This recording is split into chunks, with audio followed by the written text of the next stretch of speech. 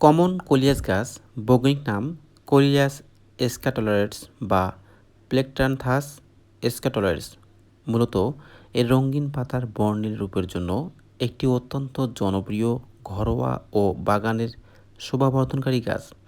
এটি শুধু নান্দনিকতায় বাড়ে না, বরং এর কিছু ভেষজ ও পরিবেশগত গুণাগুণ রয়েছে। এই গাছের উপকারিতা ও ব্যবহার: শোভাবর্ধন ও ইনডোর ডেকোরেশন হিসেবে কোলিয়াস গাছের মূল ব্যবহার হলো সৌন্দর্য বর্ধনে। লাল, বেগুনি, হলুদ ও সবুজ রঙের সংমিশ্রণে পাতাগুলো ঘর, বারান্দা বা বাগানের সৌন্দর্য বহুগুণে বাড়িয়ে দেয়। বাতাস পরিশোধনে: অন্যান্য ইনডোর প্লান্টের মতো এটিও ঘরের ভেতরে বাতাস থেকে ক্ষতিকর উপাদান শোষণ করে অক্সিজেন ছাড়তে সাহায্য করে, যা ঘরের পরিবেশ সতেজ রাখে।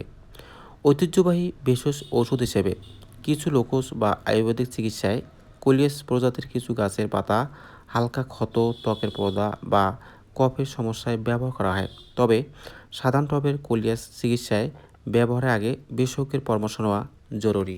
শোভাবর্ধক কোলিয়াসের কিছু প্রজাতির পোষা প্রাণী, বিড়াল বা কুকুর হালকা খেলে পাকস্থলীতে সামান্য অস্বস্তি তৈরি হতে পারে।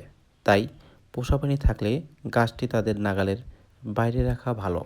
প্রিয় দর্শক, এইরকম নতুন নতুন গাছের তথ্য পেতে এবং বিভিন্ন ঔষধ সম্পর্কে জানতে এই বিবিসি বাস ইউটিউব চ্যানেলটি সাবস্ক্রাইব করে পাশে থাকবেন।